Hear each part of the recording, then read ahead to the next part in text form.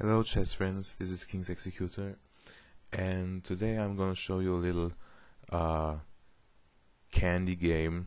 Let me invent this name for a little game that's not of great theoretical importance, but again this is an example how to play in Blitz, especially if your opponent plays very weird opening moves or has a very weird opening strategy. So I opened with e4, playing white. e5 was the response, and after knight f3, queen f6. Now we saw a similar weird queen move, early queen move, in the previous videos, also in Blitz, of course. And here I immediately thought how to punish this move, and to me the quickest and most effective way to punish that move is to somehow attack the queen, but not with something like bishop to g5, but rather the bishop to the long diagonal on b2, something like this, and then opening up the game with d4. So this is what I decided to do in 2 seconds, because this is just the idea.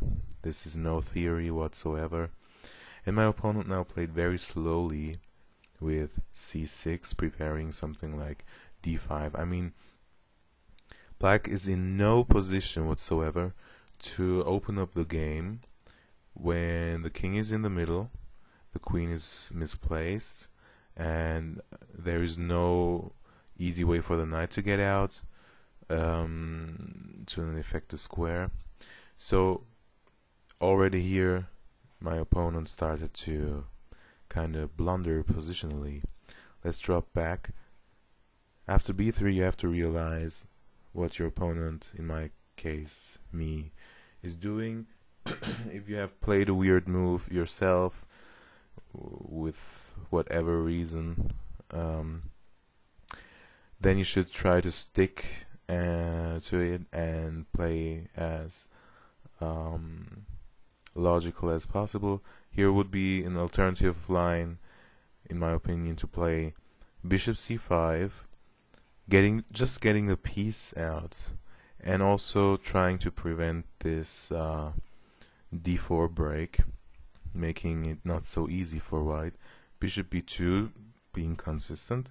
d6, playing solid.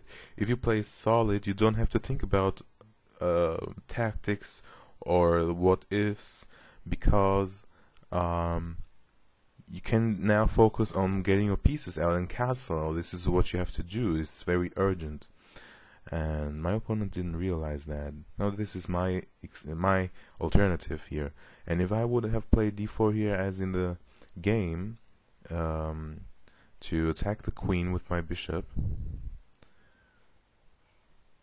then it wouldn't be the same as in the game, which you will see soon. And you see that the knight in this case is pinned to the bishop. If it moves, the queen will just take the bishop. So in this case, knight c6, just increasing the pressure on the pinned piece. And now you have to think about such awkward moves like c3, and you don't want to do that normally. So after knight c6, bishop b5 maybe, to pin the c6 knight and get your king ready to castle. After knight e7, castles, bishop d7. Black's position looks quite okay here. In fact, the engine likes black's position even more, and this is due to this now not so greatly placed bishop here and the b3 push, because now there are some weaknesses here. But my opponent didn't realize that and didn't play solidly to continue with the weird early queen move. So my opponent played c6, and I tried the same plan but it's in a different position, of course, but even more effective. Now, my opponent played bishop d6. This is already a blunder positionally, because I mean d6 surely would have been better, but it's already because of that losing tempo here. It's already very awkward. d6. Let's look at it. d4, and you have to kind of watch out for this pawn. So knight d7 blocking in that bishop is already necessary. Seems so. And now white would just have to play something like bishop e2, knight out, maybe even knight c4 again. More pressure on e5. But my opponent didn't do that again. So c6, bishop b2, bishop d6. d4 is the best move here. Queen g6, attacking my e-pawn. Well, come and get it. I take on e5, attacking the bishop even twice, and I have this space advantage here. Takes with check, no problem. I just move in between, and now the bishop had to drop back. And look at this very strong pawn here, taking away the natural knight square, taking away d5 ideas to kind of open up the lines for black's pieces.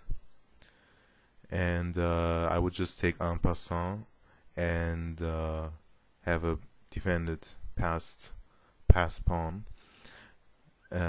It's extremely strong. The queen here is awkwardly placed. Knight c3 or knight d2 are gonna kick it with tempo, and you get to develop. I chose knight to d2 because I wanted to get to this d6 square somehow. Maybe even knight e4 at some point. Queen d5. And you don't want to kick the queen with moves like c4. You could do that, but that closes in your bishop. You want piece activity if you can have it with tempo. Looking at this pawn here. I mean, these decisions were made in seconds. I didn't even used 1 minute and 30 seconds for the whole game of 5 minutes Blitz game. I castled here because I didn't see any better move now, because if somehow the pawn would be exchanged and the e5 would open, I want to have my rook ready to get there. So castling is a good move in such positions. It's not passive or so. You don't waste an attacking opportunity. No, you still can attack the queen somehow. It doesn't run away. Knight h6, the only way to develop the knight in one go. And I played bishop c4, attacking the queen. Queen c5, knight e4, again everything with tempo. Queen b6. I mean, I have 4 pieces developed. I have the queen on this strong semi-open file. I have this space advantage bringing pawn. Knight d6 check was my decision. I mean, you can play several moves here. There is, for example, this move, pressure here, that opens the queen's diagonal on the king's flank. But I didn't see a concrete move, not as concrete as knight d6. And this is what I've played. And my opponent took this, or else he would lose castling rights. Also, the piece on c8 was attacked, so I recaptured. And now, you see, I castled, and I'm ready to check the king. But of course, black can castle, but into white's attack only. Look at this mighty bishops here. And now how to go on. if you have such a strong position in Blitz, which is not rarely the case, you have to find the way to win. I mean, you cannot play Queen d4 to mate, because it would be exchanged. If you play something like Knight e5, that's probably not that bad, but it would just close down the bishop's diagonal. So I played Knight g5, and I increase the pressure on f7. Also, I'm pressuring h7, and I'm opening the queen's diagonal, which can, maybe if the knight moves, attack h7, and also again f7. So this was the best move I could find, and it's one of the very, very best moves, maybe the best move here in this position. Knight f5. I mean, look at these pieces here. They can't even get out comfortably because of this pawn. This is why I made this early maneuver, getting this pawn here, because if black cannot play the d pawn forward, they will have great suffering because of lacking development squares.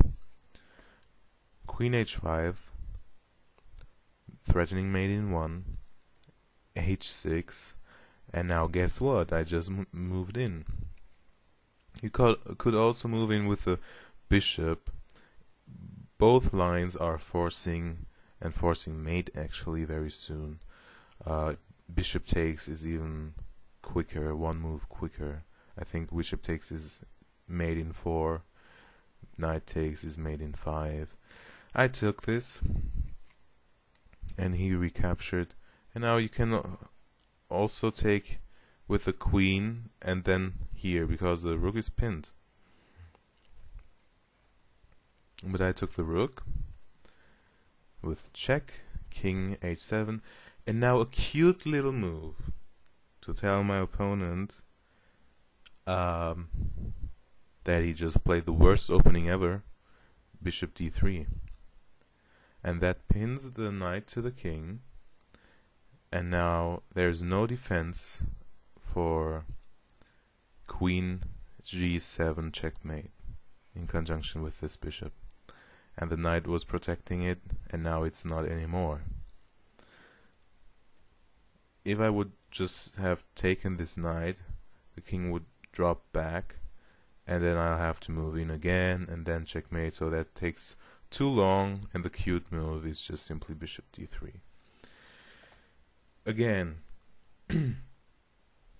if your opponent plays an awkward move like this, just try to place your pieces very effectively, and your opponent will oftentimes fail to find a decent continuation, and you just see this position is simply killing.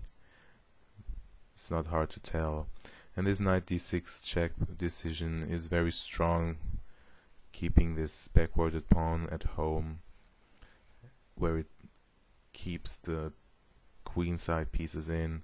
And you see, this is just, I mean, you would probably also be doing well with this takes, and now there are several ways. I think rook here is just the strongest, getting the pieces in.